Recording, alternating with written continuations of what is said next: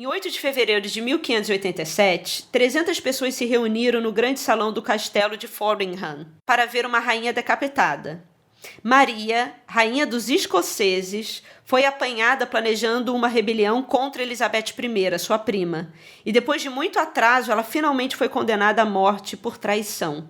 Os convidados sortudos o suficiente para terem recebido um convite para o evento sangrento tomaram seus lugares em torno de um palco erguido às pressas, coberto de veludo preto. Todos ficaram em silêncio, enquanto o prisioneiro era conduzido para a sala. Alta e graciosa, Mary tinha uma fama de ser bela e ter talento para o drama. Naquela manhã, ela estava vestida como uma freira elegante, com um longo vestido de cetim preto, bordado em veludo preto e com 2 rosários amarrados na cintura. Um longo véu branco cobria o seu cabelo ruivo. Mas quando ela subiu ao palco e tirou as vestes, toda a aparência do convento desapareceu, pois por baixo de seu preto e branco ela estava vestindo uma anágua de veludo vermelho escuro e um corpete de cetim vermelho escuro. Foi nesse traje que ela abordou seus algozes mascarados.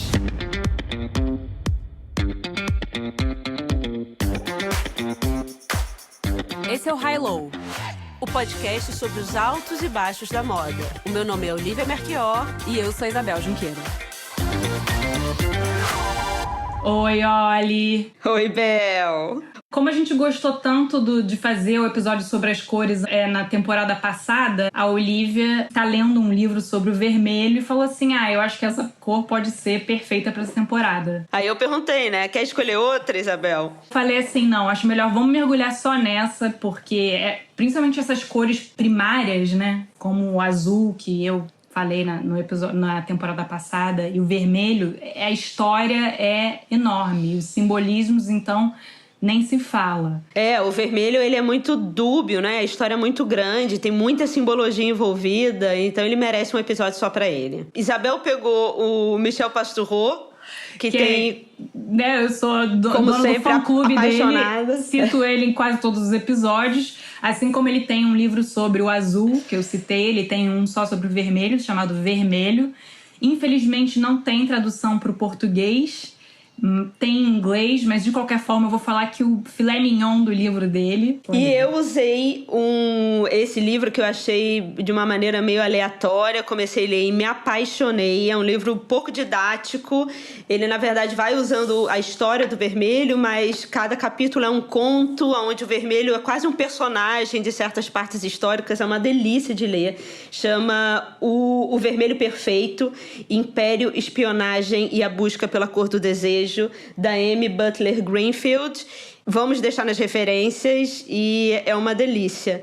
Mas coisas que me vieram à cabeça quando a gente pensou em vermelho, Isabel. Seu vestido de casamento. Meu vestido de casamento, exatamente. Me casei de vermelho. Assim como a tradução oriental.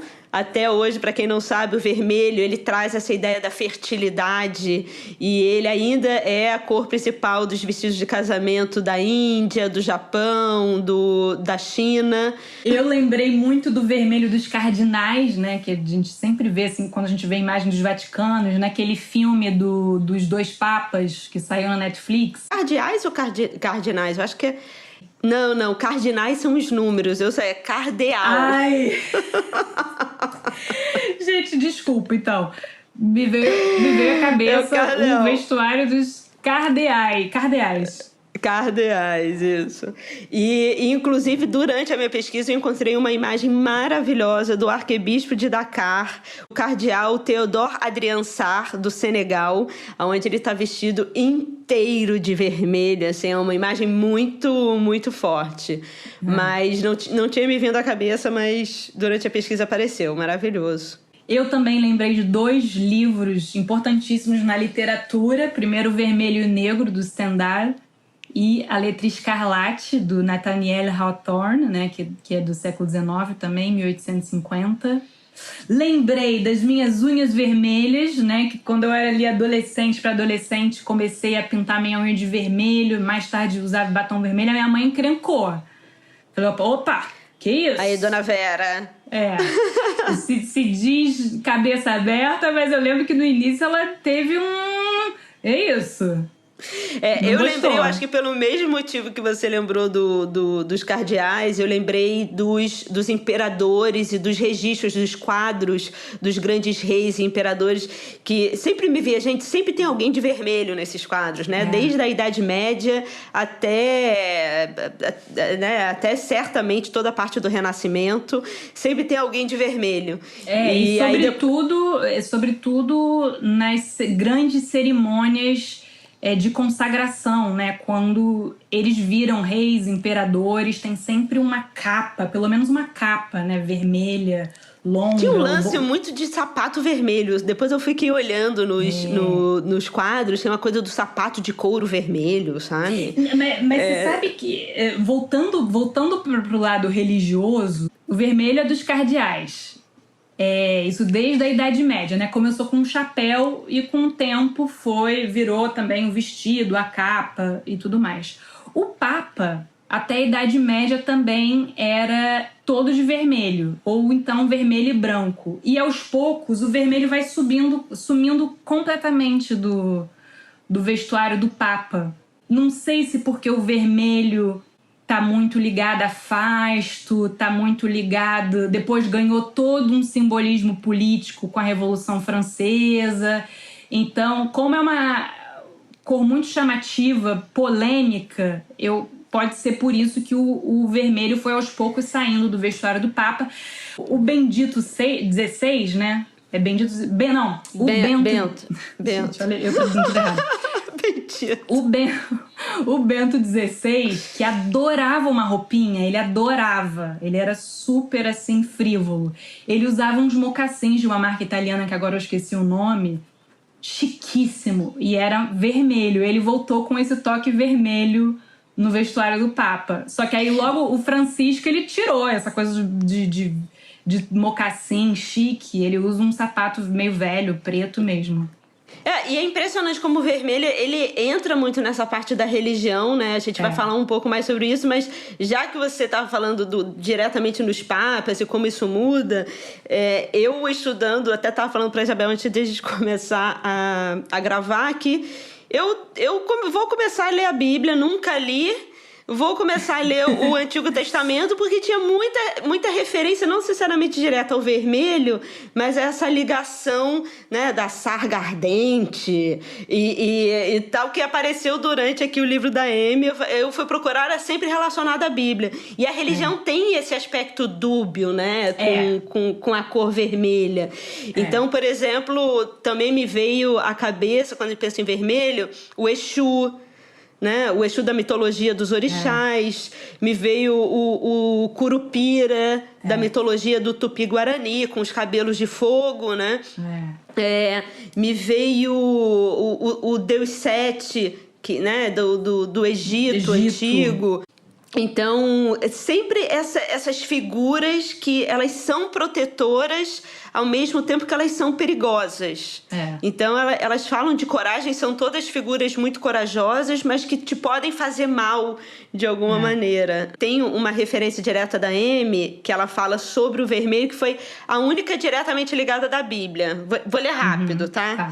Que é o capítulo 17 do livro do Apocalipse. Eu descobri que Apocalipse, ele é...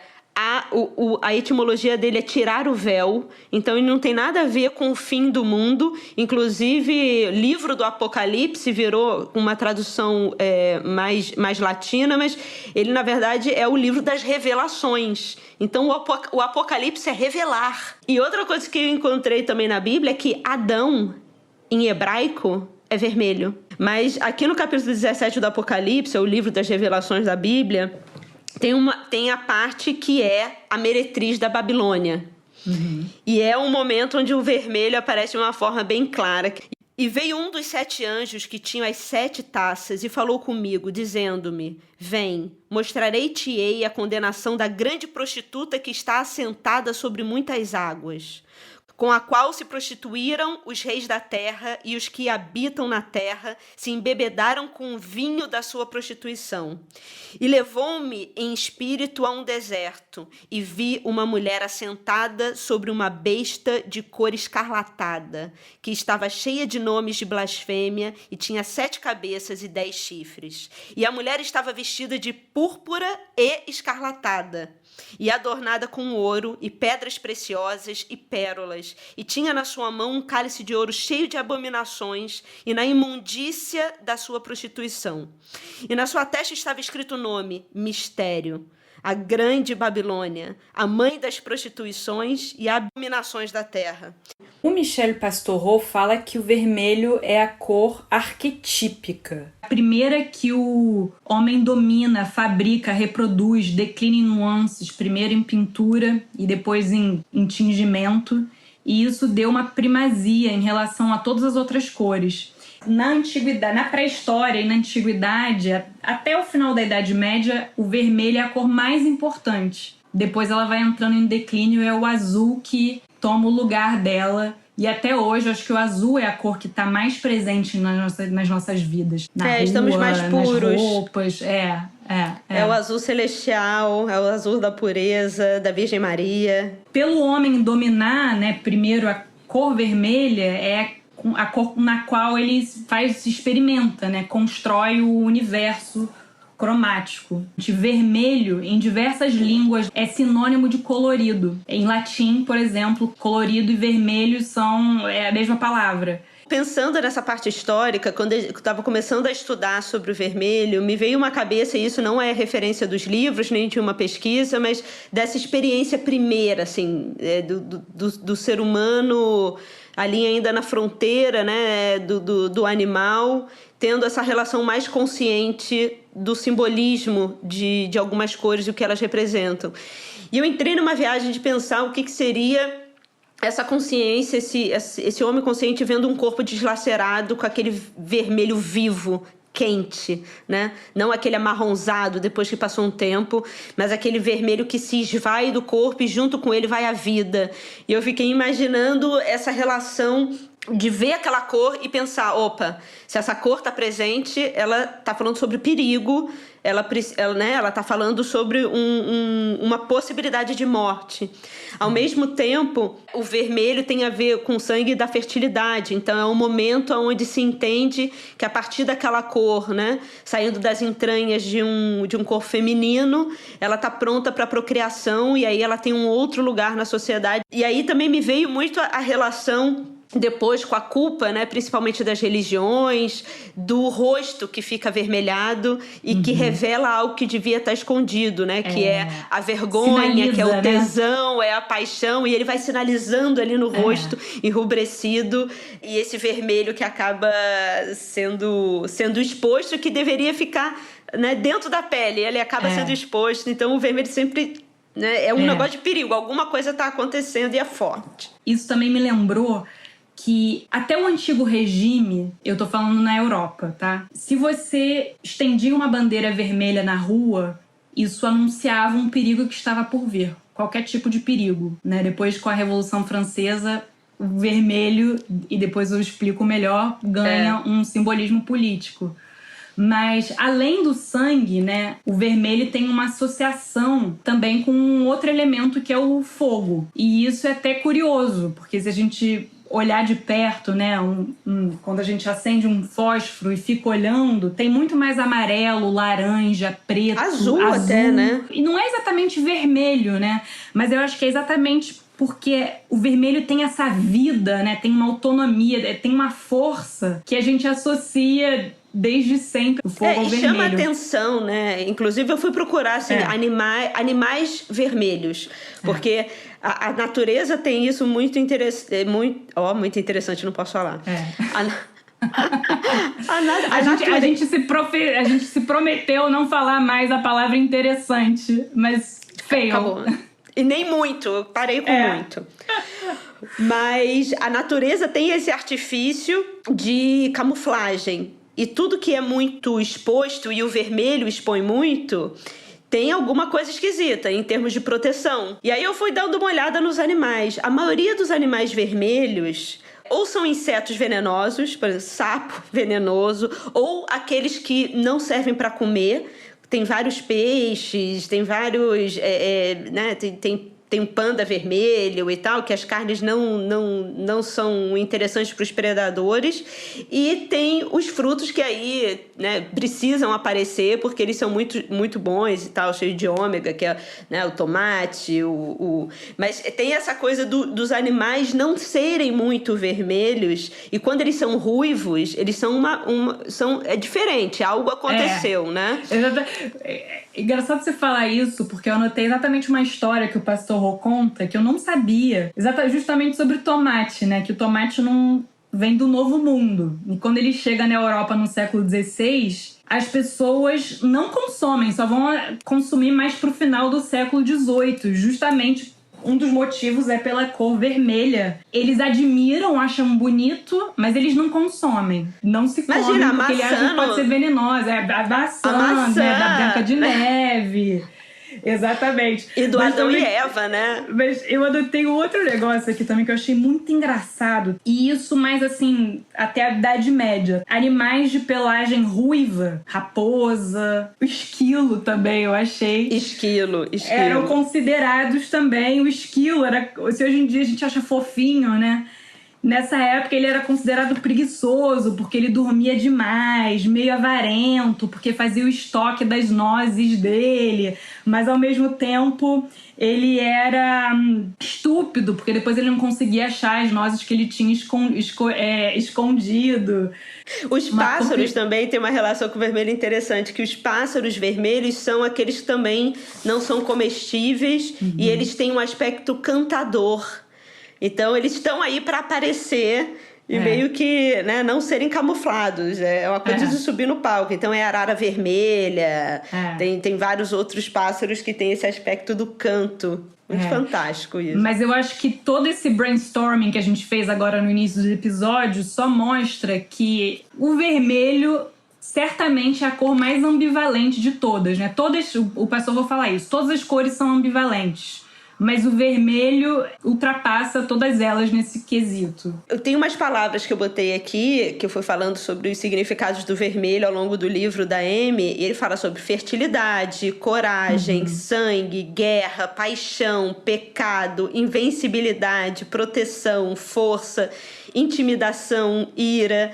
E, inclusive, eu lembrei que na Umbanda, na verdade, tem acender a vela vermelha, que deve ser acesa para o Ogum quando se precisa de coragem, determinação, força, ação, vigor, proteção.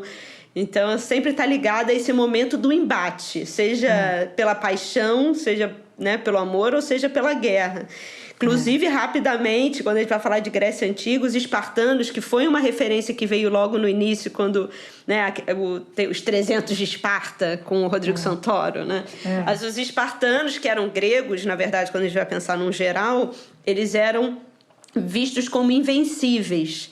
E eles usavam a cor vermelha durante as guerras porque ela camuflava o sangue. Então, ela camuflava o ferimento. Então, como os inimigos não podiam ver que eles estavam feridos, achavam eles que pareciam eram invencíveis. Maravilhoso. Maravilhoso. É impressionante mesmo quando a gente pensa nas pinturas rupestres, Chauvet, Lascaux, Altamira.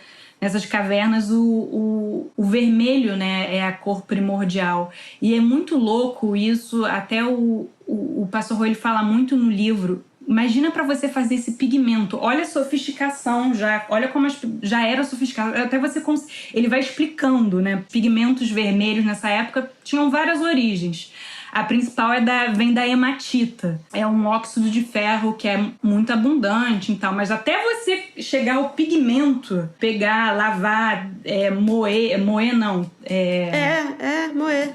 A gente sempre acha, quando vai pensando em pré-história, nesses povos antigos, como sendo menos evoluídos. Olha a sofisticação da coisa, né? E na verdade aqui a Amy, que ela fala no livro, é da relação dos povos primevos da América Latina, e quando os europeus chegaram na América Latina e viram a qualidade do escarlate que os astecas, que na verdade diversos povos latino-americanos já desenvolviam. E aí a gente lembra aqui os nossos índios que usam muito, inclusive na nossa culinária brasileira tem muito do urucum, e o próprio pau-brasil, que foi uma grande riqueza exportada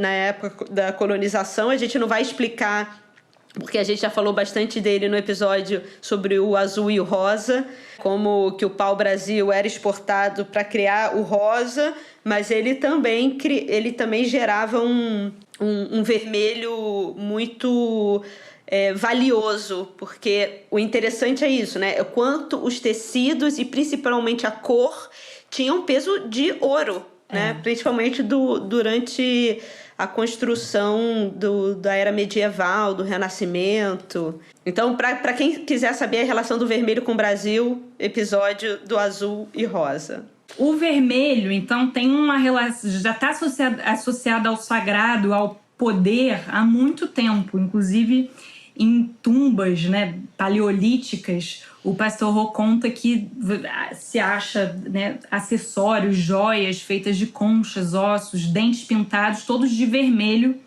e inclusive espécies de camas também pintadas em vermelho. Então, olha aí o vermelho também em ligação com o além, né?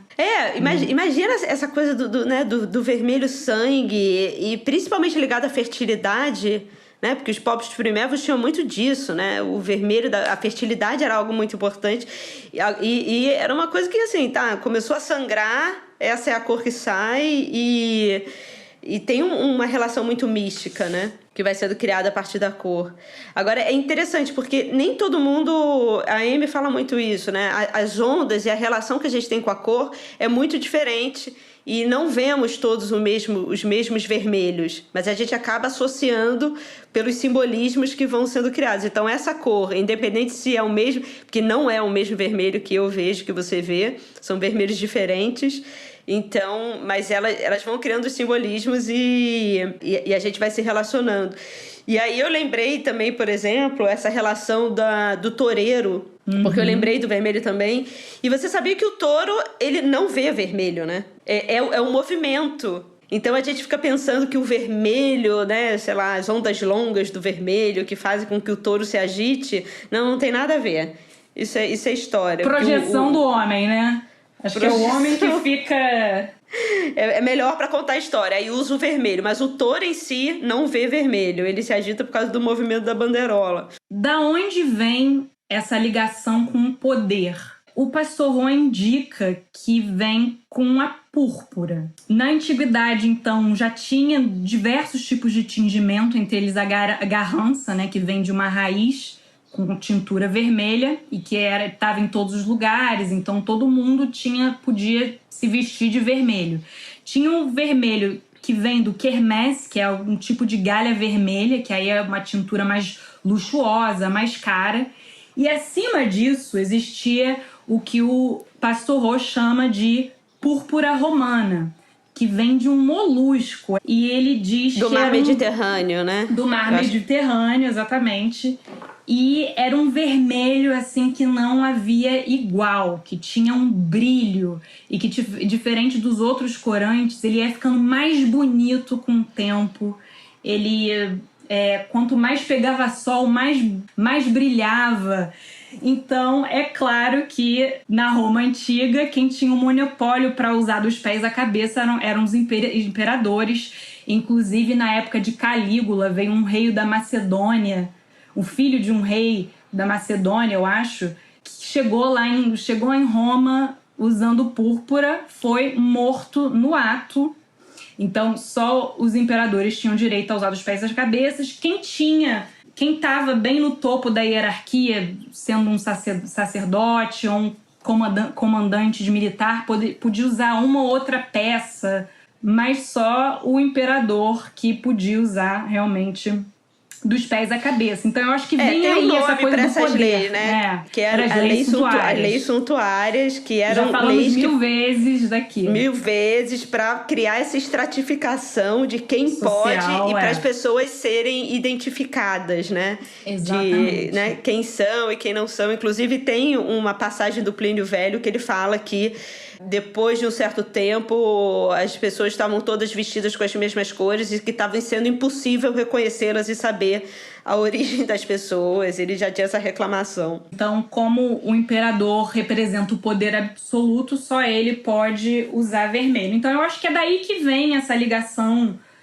de reis, imperadores, depois na Idade Média e na Renascença, com a ligação com o vermelho. Quando o Napoleão foi consagrado imperador da França, ele tem um quadro que é famosérrimo, que está no Louvre. Ele tá de branco, eu acho, mas com uma capa longuíssima. Então, assim, essa história das leis suntuárias é tão importante para a gente pensar essa importância da cor, né, e como ela criava essa distinção entre pessoas nobres e pessoas comuns, que tem uma passagem aqui no livro da Amy que ela diz: os vermelhos eram tão populares entre os cidadãos comuns e os pequenos fazendeiros que essas leis tão estritas e proibitivas, não só pelo custo da cor dos tecidos coloridos com vermelho, mas também pela possibilidade, né, pela imposição de que pessoas não nobres não podiam usá-lo,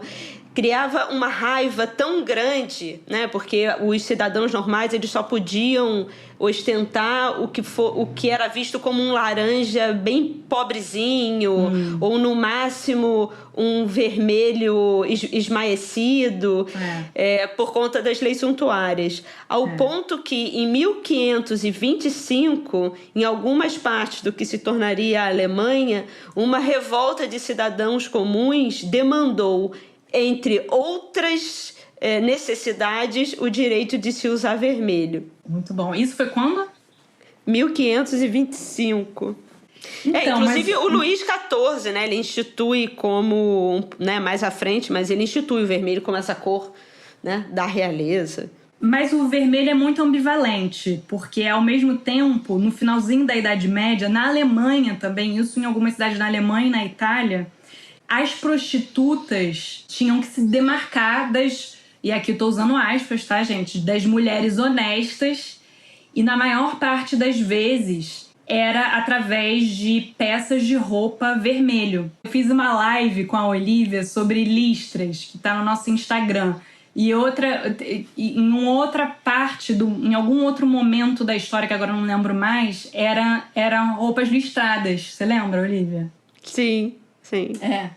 Mas o vermelho também, e aí isso foi do século XVI até o XVIII, o vermelho estava muito ligado à prostituição. Mas acho que até no século XIX, quando a gente pensa nos boudoirs, nos prostíbulos franceses, tinha muito vermelho, até na decoração das casas e tal. É uma loucura, né? Não, é uma loucura, né? Porque esse caso da Bíblia que nem eu li, que tem a puta da Babilônia, a meretriz da Babilônia, que chega, né, de vermelho para acabar com tudo. Mas tem uma parte do livro da Amy que ela fala: na tradição judaica, o vermelho era uma cor de enorme significado e complexidade. Não apenas representava o homem. Em hebraico, Adão significa vermelho, mas também representava a divindade na forma da sarça ardente. Aí eu fui descobrir o que era a sarça ardente, que na verdade é uma moita que fica pegando fogo sem ser consumida, da onde Deus aparece e fala para Moisés ir salvar a galera. Então tem essa coisa da sarça ardente do fogo, né? Esse é o fogo bom, não é? É o fogo bom, é a sarça ardente. Imagina, Deus saiu de lá. É isso, O vermelho brilhante também era a cor do sacrifício de sangue, bem como um símbolo do próprio pecado pelo qual o sacrifício devia expiar. Não, gente, eu espero que esse episódio não esteja muito confuso, mas é isso mesmo, porque o vermelho é realmente ambivalente. E já que você trouxe a Bíblia agora, eu queria falar um pouco do cristianismo medieval, que é quando o vermelho vira a cor dessa religião. E existem 4 tipos de vermelho. Como você falou, um vermelho que vem do fogo bom, do fogo positivo, que é o fogo divino, do Espírito Santo. A sarça ardente. Exatamente. Inclusive, em Pentecostes, né, a cerimônia antiga, eu não sei como é que é hoje em dia, mas antigamente era com todos os sacerdotes de vermelho, toda a igreja de vermelho, toda a missa de vermelho. Aí tem o fogo ruim, que aí tem ligação ao Apocalipse, às chamas do inferno, ao diabo. Depois tem o vermelho ligado ao sangue ruim, que aí é o sangue da violência, o sangue impuro.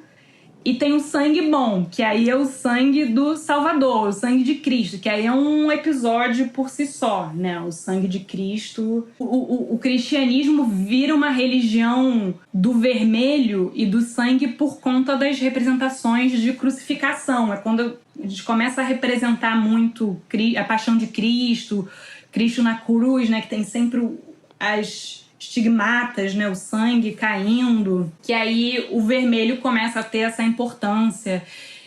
Até a roupa dos cardeais vira vermelho, como eu já falei. Cardeais!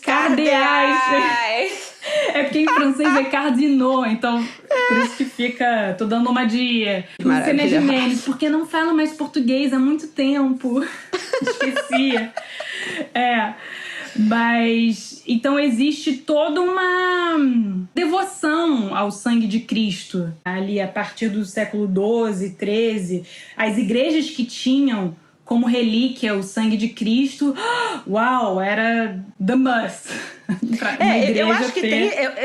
O que eu entendi dessa parte da era medieval, dessa construção da narrativa principalmente cristã e essa força assim da hierarquia, porque a gente já falou muito no episódio também da eternidade, esse momento onde, né, começam a falar para a população da coisa do paraíso e da onde você deveria ser enterrado para ficar mais perto de Deus. O vermelho, por ser essa cor tão rara, ela demonstra essa ligação mais com o divino, mas nessa criação do simbolismo mesmo, né? De falar, olha, as pessoas que vestem isso aqui são especiais. Então, de criar essa hierarquia, né? Para ficar muito clara, para o vestuário deixar muito claro, né? Quem são as pessoas. E aí depois, até com as leis suntuárias, deixar muito claro quem pode e quem não pode, né? Até nas representações de arte, de crucificação, quando fizeram raio-x e fizeram testes para ver a composição dos pigmentos, quando havia a representação do sangue de Cristo, era um pigmento muito mais nobre do que um outro detalhe no quadro em vermelho, para mostrar a importância, né, desse sangue de Cristo. É aquela história que também a gente falou no outro episódio da Utopia, quando Thomas More fala que é engraçado as pessoas darem tão importância àquilo que tem pouco e não dar importância àquilo que Deus botou em abundância, né? É exatamente para você criar hierarquias. Então, assim, é o sangue de Cristo, mas também pelo fato de ser raro, porque se fosse abundante, eu ia encontrar outra representação para criar a diferenciação de quem pode e quem não pode ter, né? Eu acho que o vermelho, durante a Era Medieval e durante a Renascença, ele parece a Birkin de hoje. Entendeu? Entra na fila, só pessoas especiais podem ter. E aí, se você consegue a sua Birkin, eu acho mais que, assim, do que você ter dinheiro. Mas eu acho que assim, eu acho que sim e não, porque são vários vermelhos, né? Então você tem desde o vermelho, que é mais popularzão, que qualquer um pode ter, até, digamos, na antiguidade, a púrpura, que aí era um vermelho distinto, era outro vermelho. Não, né? sem dúvida. É o púrpura e o escarlate. O púrpura e o escarlate. Até que, né, aqui quando a gente leu, o vermelho alaranjado pode usar, né? O vermelho esmaecido pode usar, mas o escarlate e o púrpura é o que é a Birkin, para mim, entendeu? Essa é a Birkin. E o alaranjado é a fake, é a Birkin fake. Entendeu? Agora, tem uma parte entre essa ideia do tintureiro, né, da cor, de como fazer. 2 pontos que eu achei fascinantes no livro da Amy. Um foi sobre o tintureiro, sobre a profissão, né? Que ela diz na Grécia, né, antes ainda ela fala, como os tintureiros mudavam a aparência externa dos objetos, os gregos antigos consideravam-nos enganadores, uma turma de olhos evasivos que precisava ser mantida sob vigilância. A palavra grega dolon, que quer dizer tingir, tinha um segundo significado, enganar. E os transigentes espartanos consideravam os tintureiros tão trapaceiros que os proibiam de morar na cidade. Sobre os romanos, os tintureiros se saíram melhor.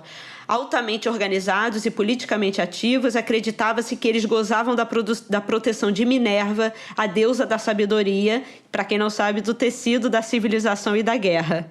Né? Então, a Minerva incorpora essa importância do tecido, né? Quando a gente vai falar sobre passar o conhecimento. E aí, logo depois, que é o início, na verdade, antes, o primeiro capítulo, ela fala sobre essa era medieval dos tintureiros, principalmente na região da Toscana. Então, né, aquelas cidades de Volterra e principalmente Lucca, elas eram consideradas lugares onde os tintureiros eles tinham uma expertise muito especial, ao ponto de, no século XIV, quando Lucca foi invadida, os tintureiros tiveram que sair de lá e eles foram para Veneza. E o governo de Veneza disse para eles, olha, a gente vai emprestar para vocês aqui, vocês podem ficar aqui em Veneza, vocês têm casa, a gente vai alimentá-los, vai dar dinheiro para vocês. E eles perguntaram, então, e como que a gente vai pagar isso? E eles disseram, é só vocês darem os segredos de como tingia tão vividamente com a seda de Lucca, né? Era um segredo tão forte, que ele era passível de decapitação. Então, se um tintureiro de Lucca, né, ou um profissional de tecelagem fosse para outra cidade italiana na época e contasse o segredo e começasse a comercializar o segredo, ele poderia ser morto. Mas era tão valioso que era essa moeda de troca. Você não precisa me pagar em dinheiro, você me paga... Né, dizendo assim, e a Toscana de uma maneira geral e depois Veneza e toda a Itália foi uma grande produtora desses tecidos incríveis, né, que criaram essa Mas eu hierarquia. Até hoje tem uma fama, não? Ah, não, certamente. Né? Por exemplo, 80% dos tecidos de luxo ainda são feitos na Itália. Depois, na época moderna, né, com a reforma protestante, é um baque pro vermelho, porque existe uma distinção muito clara, né, entre cores honestas e cores desonestas. O vermelho tá...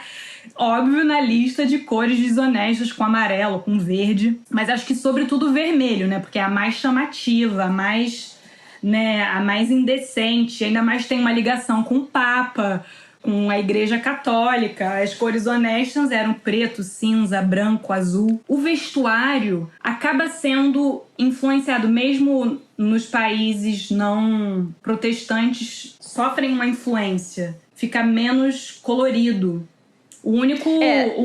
A exceção é Luís XIV, né? Que aí ele volta tudo com as cores, mas não é tão representativo de toda a Europa. Se você chegou agora e não sabe o que foi a reforma protestante, né? Pode procurar, mas rapidamente foi esse momento onde a Igreja Católica começa a ser criticada, dizendo que ela deixou de ter os valores de Deus, né, e da bondade e da igualdade, e ela, na verdade, virou um lugar de comércio... ostentação e arrecadação de riqueza. A gente fala sobre esse momento em diversos episódios, no modo religião, né? No modo religião. No Luís XIV a gente fala um pouquinho também, no episódio do Luís XIV a gente fala um pouquinho. Então, né? a reforma é esse momento, principalmente na Inglaterra, né, que eles trazem essa crítica ao que está acontecendo em termos políticos, em acumulação de riqueza e essa ostentação. Então, esse vermelho, né, que ostenta e que cria essas hierarquias de poder começa a ser contestadas com esses valores divinos dessas pessoas que são intocáveis porque Deus mandou, e isso começa a ser questionado. Me lembrou também, logo quando a gente estava falando de vermelho, Vermelho, o filme do Gene Wilder, A Dama de Vermelho, 1984. Fala muito sobre esse macho alfa perdido na sua masculinidade.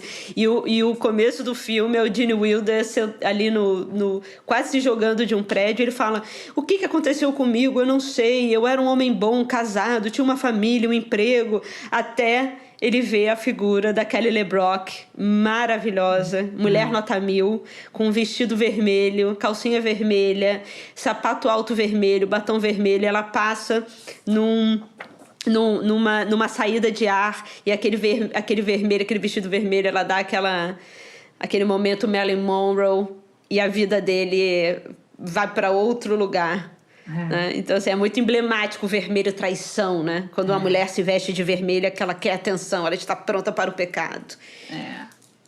Eu acho que a gente está chegando no final e não tem como a gente ir embora sem falar um pouco, né? Porque, gente, é infinito o vermelho, mas eu acho que não tem como a gente não falar do vermelho político, né? Quando que o vermelho se torna símbolo político.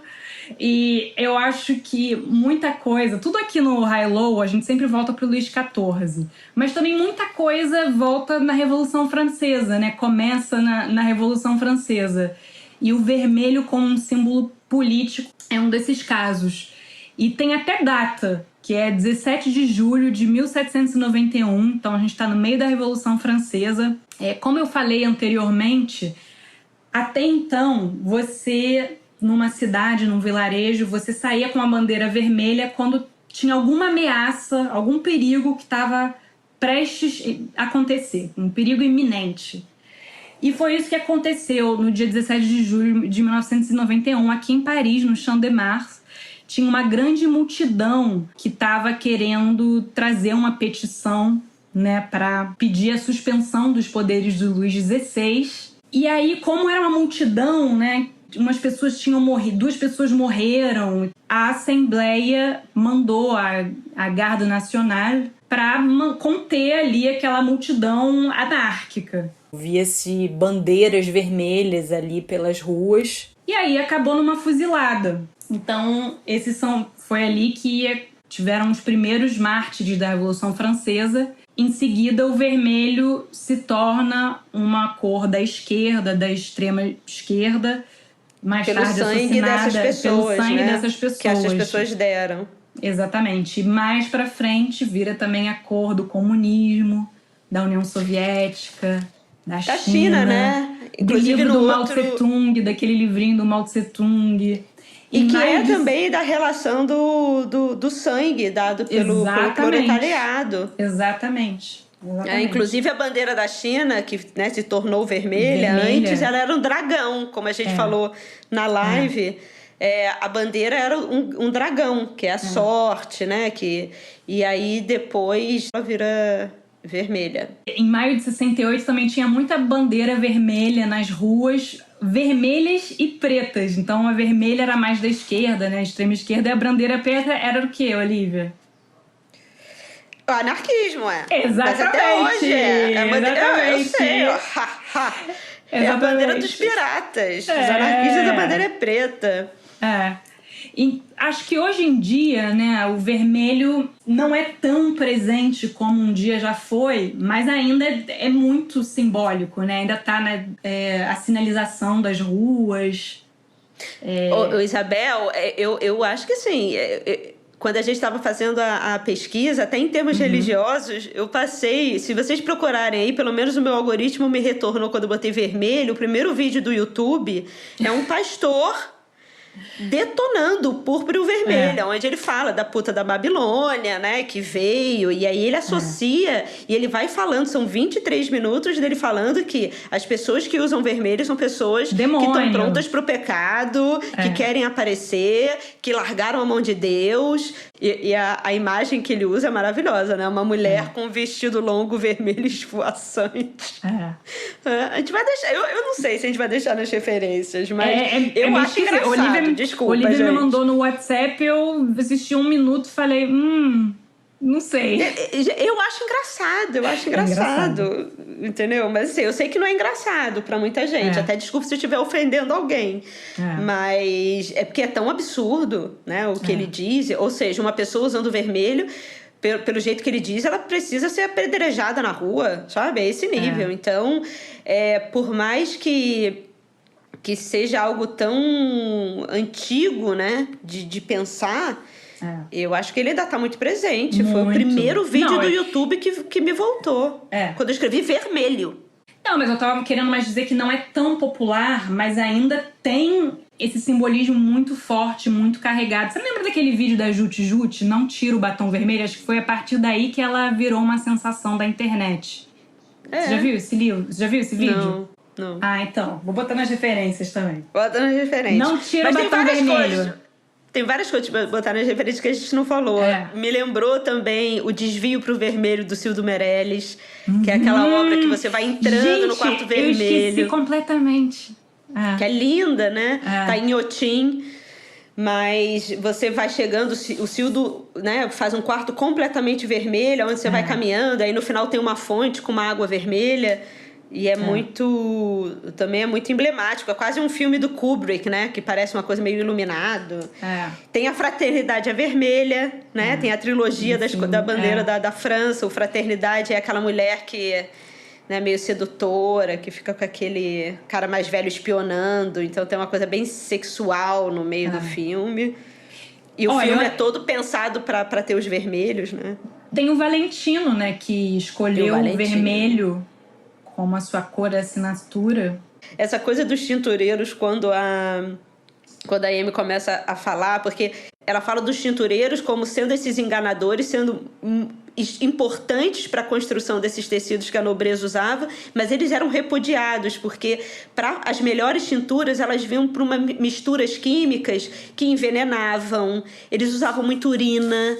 Eles eram muito sujos, né? Porque eles ficavam lidando com esses pigmentos e as mãos deles ficavam manchadas. Então, os tintureiros, por mais que eles produzissem esses elementos muito caros e de estratificação social, eles eram colocados no último grau, né? No início. E ainda mais por causa do cheiro, porque eles cheiravam muito mal por conta dos componentes. Mas me lembrou a Michelle Lamy com aqueles dedos pintados. Porque as mãos dos tintureiros, pra quem quer saber mais ou menos como ficava parecido com a mão da Michelle Lamy. Como ela usa hoje, que assim, não tem nada a ver, mas me lembrou. Então é isso, gente. Todas as referências estão no highlowpodcast.com. Sigam a gente no nosso Instagram, @highlowpodcast. Quais são o que aparece na cabeça de vocês quando a gente fala de vermelho? E o que aparece na pesquisa de vocês? O que o teu algoritmo te retorna? Bota aí, vermelho, pra gente saber o que cada um aí, pro mundo de cada um. Tá, olha, até então, a nossa finale, porque o próximo episódio é a nossa finale. Vou sentir saudade. Também. Então é isso, gente. Beijo, Oli. Beijo, Bel. Tchau.